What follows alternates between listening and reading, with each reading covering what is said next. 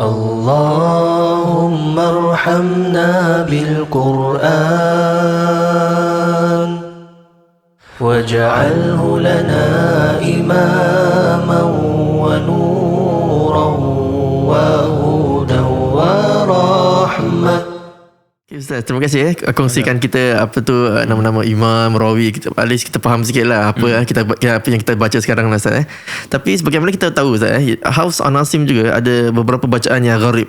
Maksudnya yang berlain lah dengan peraturan tajwid yang selalu kita baca. Kadang-kadang Fathah kita baca macam lain sikit lah bunyi dia Ustaz. Apakah bacaan-bacaan gharib yang Ustaz boleh kongsikan lah, dan kalau contohkan kita boleh belajar sikit lah Ustaz. InsyaAllah. Okey, jadi ni bacaan gharib ni hatta kalau orang yang mungkin tak pernah sampai, kadang bacaan 30 juzuk kan. Pergi kita baca awal Al-Baqarah, Ali Imran, tak jumpa lagi. Kadang-kadang dia kat tengah-tengah tu. Okey. Yang mungkin pertama yang nak kalau ikut susunan susunan yang akan ada dulu gharib, iaitu dalam surah Hud. Surah Hud yang pertama gharib tu maksudnya apa? Bacaan yang asing. Okey. Yang macam janggal, pelik lah. Lain je ni, kenapa ni kan? Contoh dalam surah Hud, وقال اركبوا فيها بسم الله مجريها ومرساها. Majriha dia ada macam diamond kat bawah tu, pasal tak? Okey. Dalam buka surah Hud, ana hafal Quran tapi muka surat ana tak hafal. Itu nak kena ada lah, nak ada mungkin tapi buka surah Hud, maqra tu waqala urkabu fiha bismillahi majriha wa mursaha, imalah. Okey. Kan sebenarnya imalah memang kalau orang tak sampai situ dia akan baca majraha. Ada qiraat macam mujraha, ada mujraha. Okey. Kan? Tapi bacaan Hafs an-Asim dibaca dengan majriha. Kalau kita baca majraha salah Ustaz? Mujraha. Kalau kita Hafs an-Asim kita baca majraha. Salah. Oh, kira kan salah? Salah dari sudut dia punya cara bacaan ni lah. Okey. Kan? Cara salah dari sudut cara bacaan. Hatta kalau kita tengok dia mungkin salah tu dari sudut dia punya disiplin ilmu tu. Kan? Tarik yang kita belajar. Kan? Kalau sengaja tu boleh jadi dosa dah kan. Kalau tak sengaja tak apalah. Contoh macam Maliki Yaumiddin tu baca pendek ke apa ke, selagi mana dia ada qiraat yang baca macam tu, kita accept lah. Mungkin dia sebabkan mungkin dia baru nak belajar dan sebagainya kan. Jadi kalau kat sini mungkin kalau kita tengok lihat dari sudut hikmah ni, ini bacaan Hafs an-Asim, imalah ni cuma ada satu tempat saja. Dalam surah Hud. I see. Kan? Hatta kalau kita belajar qiraat, paling banyak imalah tu Hamzah, Kisai, wadduhi wallaili idza saji, kan, hujung-hujung tu kan. Dia Hafs tak ada tu kan. Jadi Hafs cuma satu tempat sahaja kan, gharib, dan bacaan gharib yang pelik lah. Imalah tu maksudnya dia condong sedikit lah. Condong maksudnya kalau kita tengok dia condong ada bahasa bainal hamzah wal ya kan? Bainal alif wal ya, bainal alif wal ya, di antara alif dengan ya, ataupun bainal fathah wal kasrah, di tengah-tengah. Contoh kalau kita sebut dari atas contoh majraha, majraha, dekat kan. Yes. Kalau dia condong majriha, di tengah-tengah. Dia tengah-tengah di antara baris atas dengan baris bawah. 50%. 50%. Alright. Kan? Itu namakan imalah. Hatta dia juga qiraat dibaca dengan majraha. Taklil nama dia. Majraha. Yang tadi tu imalah kubra. Kalau yang dia imalah kubra tengah-tengah 50%, dia di antara baris atas dengan baris bawah. Kalau taklil dia di antara baina imalatil kubra wal kasrah wal alif. Di atas. Atas dia 25%. Macam mana majraha. Re. Ri. Bawah kan? Yes. Dia kena main macam tu lah. Tapi mungkin dari sudut kenapa nak kena baca kan? Kamu satu sahaja. Ini sebenarnya kalau kita lihat dalam kitab ada sebut mufradat fi gharib al-Quran Tasl-Anal, kitab tu dia nyatakan sebenarnya ada hikmah dia sebenarnya. Kalau tengok itu kisah berkenaan dengan Nabi Nuh AS kan. Yes. Yang ketika mana mereka beriman pada ketika itu ingin menaiki kapal kan. Wa qala urkabu, katalah Nabi Nuh AS kepada umatnya kan pada ketika itu, naiklah kamu ke atas kapal. Wa qala urkabu fiha bismillahi, dengan nama Allah. Kapal ini majriha wa mursaha. Bahasa Arab majra asal perkataan jara. Kan? Maksudnya dia berjalan. Kan, berjalan.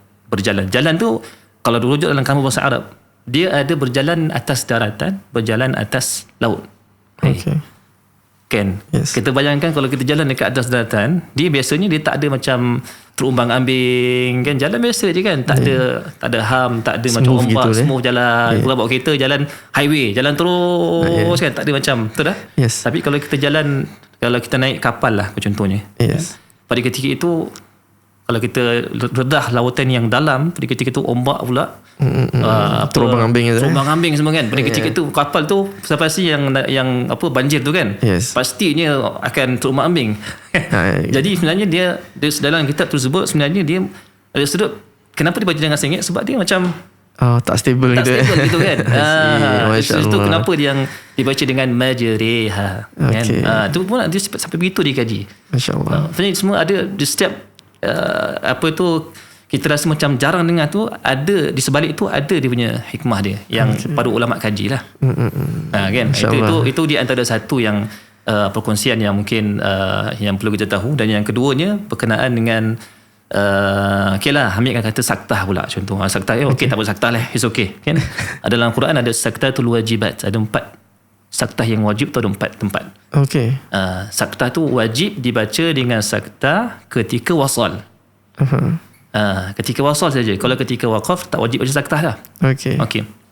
Jadi yang pertamanya kalau kita lihat dalam surah Yasin, surah Kahfi pun ada, tapi Kahfi dia ada kena mengena dengan sudut bahasa Arab pula. Kan. Okeylah, surah Kahfi bagi contoh kan.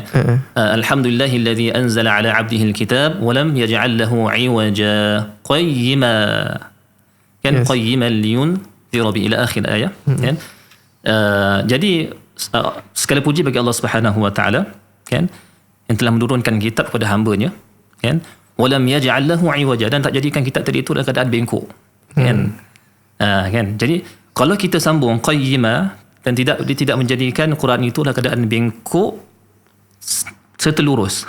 Jadi orang boleh akan jadi al-waham ataupun waham ataupun jadi macam ragu, confusing.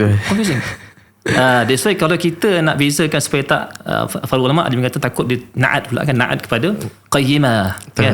Ada yang mengatakan takut dia banyaklah kalau ada beberapa pada ulama yang mentafsirkan lah antara sebab kenapa begitu. Tapi kita ambil contoh satu tadi lah, na'at tadi kan, na'at man'ud, sifat mausuf. Jadi kat situ pada ketika itu untuk mengelakkan daripada orang ingat Allah jadikan Quran, tidak menjadikan Al-Quran tadi itu dalam keadaan bengkok dan lurus kan, jadi kita saktah, walam yaj'al lahu 'iwaja qayyiman liyunzira bih ila akhir ayat. Dan bila saktah maknanya qayyimah tu jadi hal.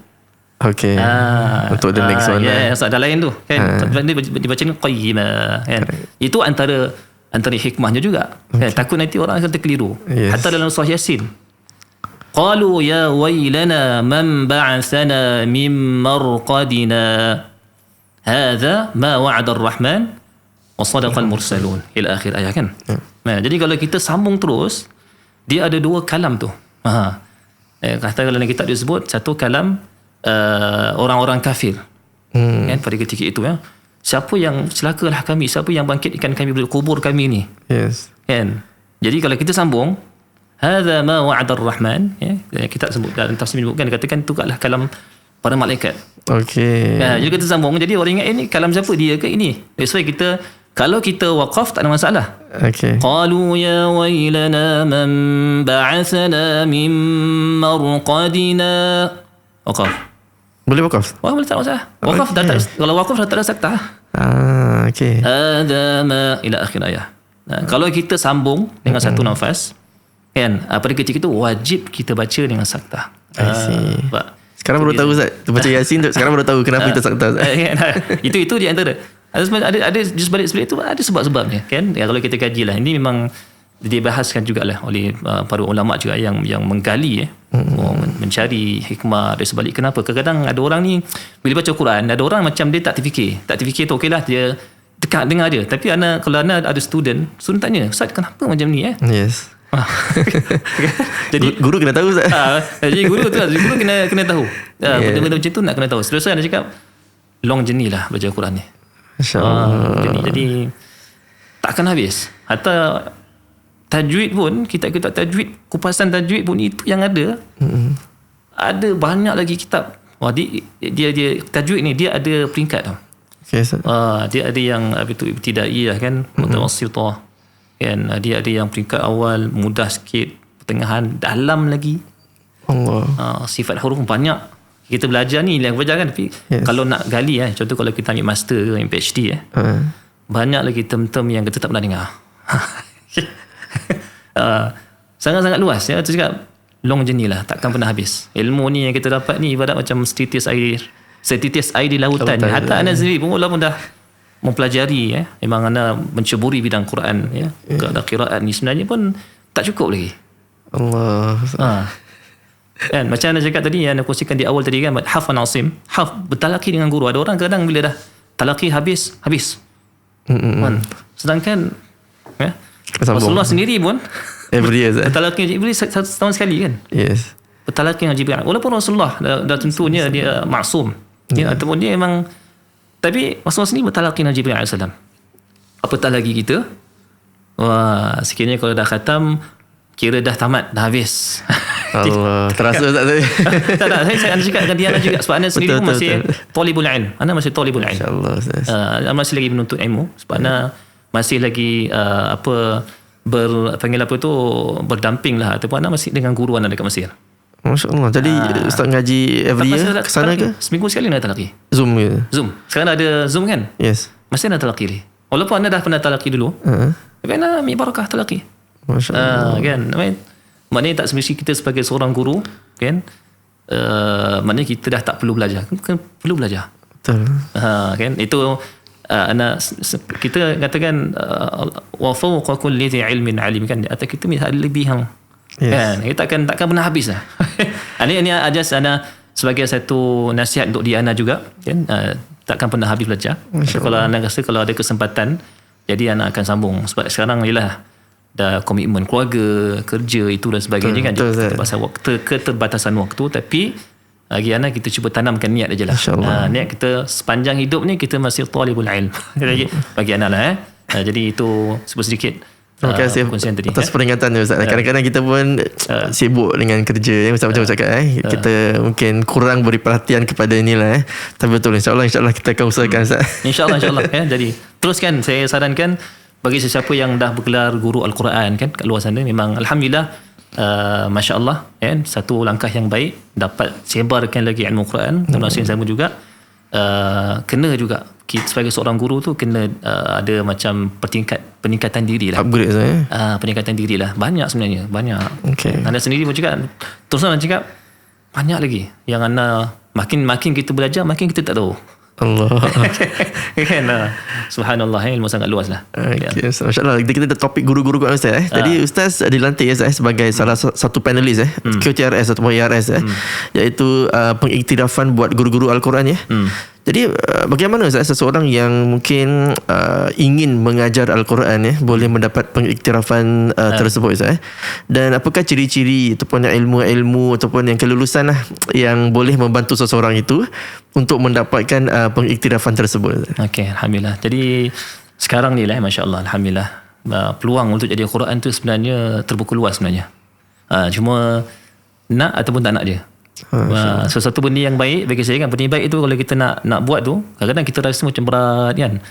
Tapi kita nak kena paksa tak apalah, belajar kan. Apatah lagi sebenarnya mungkin ramai lagi yang masyarakat kita di luar sana yang masih lagi belum boleh baca Al-Quran dengan baik, atau mungkin belum lagi boleh kenal huruf kan. Jadi cuba kita fikir balik, renungkan balik, kalau sekiranya kalau kita ada kelapangan waktu, kalau kita mampu mungkin ada sudut keuangan kita, masa yang ada kan, yang terluang tu kita pertingkatkan. Maknanya ramai, alhamdulillah saya tengok di Singapura ni masya-Allah lah, minat mereka masyarakat ni terhadap Quran tu sangat-sangat tinggi. Masya-Allah. Terkadang mereka macam masih gelap first launch executive kan.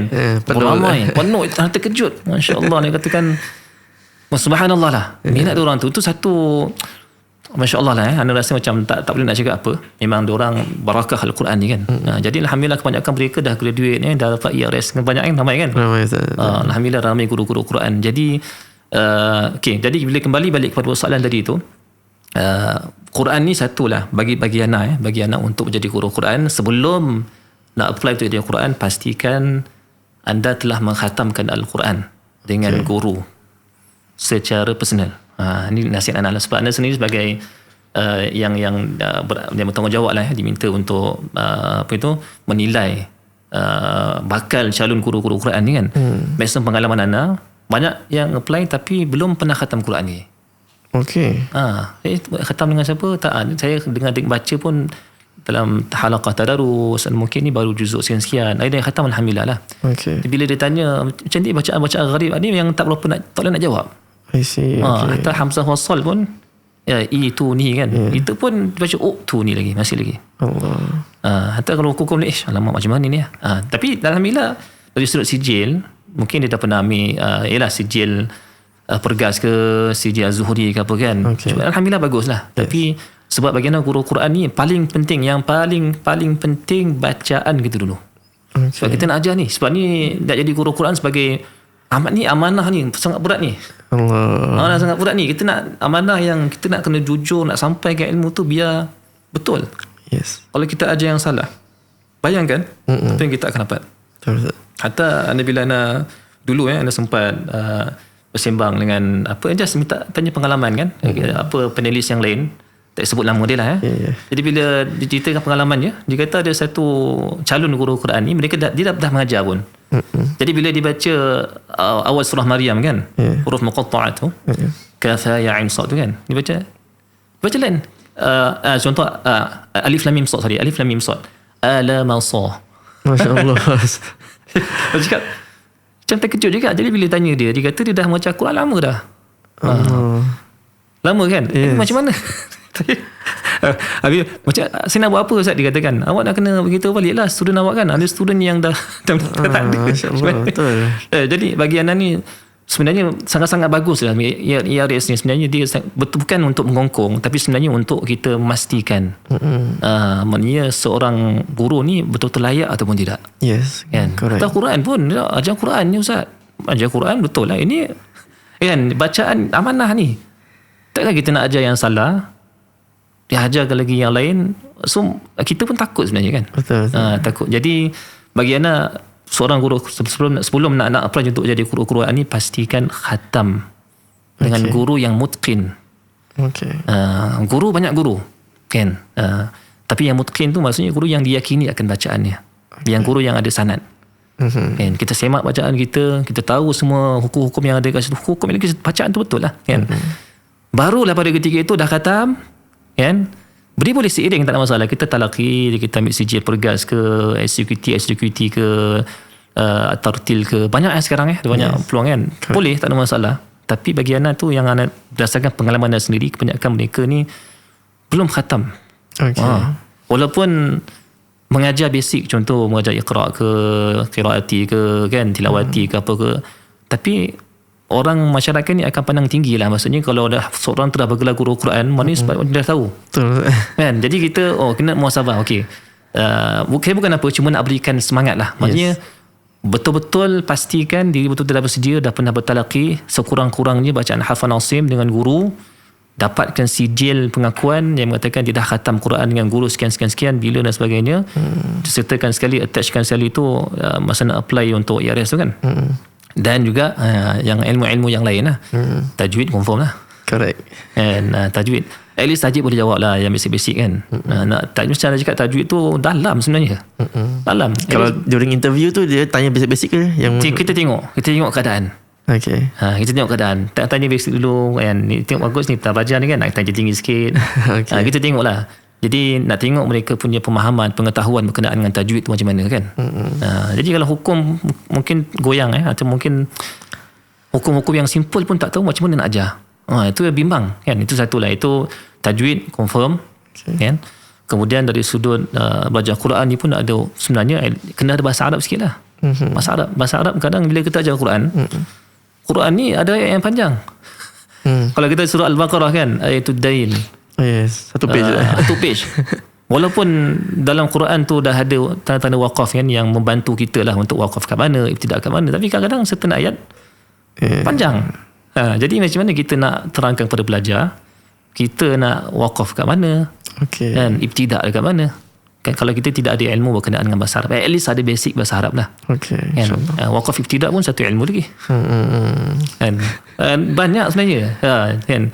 Jadi bagian itu dalami dulu bahasa Arab, okey. Kemudian ada sedikit berkenaan dengan sejarah sikit lah. Sejarah Quran kan, apa itu ilmu Quran, bila Quran diturunkan, benda-benda macam ni lazim yang seorang guru Quran perlu tahu. Hakim Madani kan, bila last ayat Quran diturunkan surah apa kan, banyak benda-benda macam itulah. Banyak kan. Dan perbezaan Quran dengan hadis qudsi, sejarah pembukuan Al-Quran, ulum Quran tu banyak lah. Ulum Quran tu banyak lah, sangat-sangat luas kan. Itu yang bagiannya biar basic yang seorang guru tu perlu tahulah. Banyak lagi sebenarnya. Kalau nak belajar ilmu rasmi Al-Quran, penulisan Al-Quran kan, lain lagi. Ilmu fawasil, lain lagi. Ilmu qiraat, lain lagi. Ilmu apa lagi? Adab hamlatul Quran, lain lagi. Dan ini bagiannya sangat-sangat banyak. Tapi apa yang anda boleh sarankan, kalau sekiranya seseorang mungkin nak apply untuk jadi Quran, paling penting sekali khatam Quran dengan guru yang bertauliah. Yang kedua, tajwid, kuasai tajwid dengan baik. Yang ketiga, ulum Quran yang bahasa Arab tahu sikit. Yang lain tu cuma tambahan insyaAllah. Yang perlu. Jadi selepas interview tu, seseorang tu dia akan dikategoriskan, Ustaz? Ada macam first tier ke second tier? Dulu ARS ada 2 tier lah. Ada tier 1 dengan tier 2 kan. Kalau tier 1 ni yang asatizah yang boleh ceramah, kuliah, naik mimbar dan sebagainya. Kalau tier 2 ni dia ada tier 2, QT1, QT2. Quran dulu, teacher 1. QT1, QT2, QT3 dah tak ada. Dulu ada QT3 kan. Sekarang dah tak ada. Dah tak ada. Sekarang ada QT1 dengan QT2.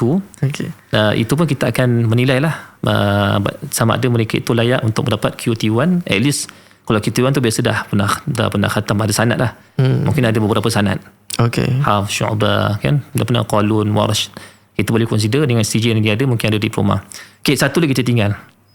Satu lagi perlu juga fardu ain lepas tadi fardu ain tu maknanya guru Quran ni walaupun kadang-kadang dia mengajar secara online, mengajar kat rumah kan, kadang-kadang basic berkenaan dengan ilmu fiqh ni kan, merangkumi apa itu fiqh kan, kemudian fiqh, kemudian sirah sikit, kemudian akhlak, kemudian apa, ada 3 fiqh, sirah, akhlak, tauhid, merangkumi. Ni benda-benda yang kadang-kadang masyarakat akan tanya juga. At least basic itu kita perlu tahulah sebagai seorang guru Quran. Tak silaplah kalau mana-mana center-center Quran kan, yang nak adakan kursus calon guru-guru Quran ni mesti kena ada kriteria tu lah, kriteria tu. InsyaAllah Ustaz. Wallahualam. Jadi nak dapat tu senang tak Ustaz? Rasa gitu macam senang dah dapat tu Ustaz? Kalau let's say dah cukup ilmu lah gitu kalau cukup apa yang tadi Ustaz cakap tadi. Bagi saya sebenarnya perjalanan sangat panjang kan. Hatta anda sendiri pun belajar daripada sekolah menengah kan. Menengah terus pun tak cukup. Tapi bagi anda sekurang-kurangnya bila dah attend this program contohnya kan, sekurang-kurangnya ada ilmu tu. Kan, at least dah ada ilmu dan dah boleh mengajar. Tapi yang paling penting sebagai guru Quran, sesiapa sajalah termasuk anda juga kan, pastikan maknanya kalau kita mengajar tu, kalau kita tak sure, jangan kita terus berikan hukum. Itu satulah. Itu satu yang sangat-sangat kadang-kadang yalah kita nak semangat kan, kadang kita takut kita bagi je jawapan. Contohnya kita tak pasti. Kalau kita tak sure, cakap tak sure. It's okay. Jadi nanti saya check balik. It's okay, kita rendahkan diri, tak ada masalah kan. Kalau kita tahu, kita jawab. Sebab ni bagi saya satu amanah yang sangat besar lah kan. Jadi itu sedikit lah sebenarnya. Tapi lepas, itu yang penting tu, lepas dah habis kursus bukan bermakna pembelajaran kita terhenti begitu saja. Kan, maknanya dia akan ada lagi next. Sepanjang hayat bagi saya tulul hayat, lifelong learning lifelong journey. Memang takkan pernah habis, takkan pernah berhenti, walaupun kita bergelar seorang ustaz sekalipun. Syukran Ustaz. Wallahualam.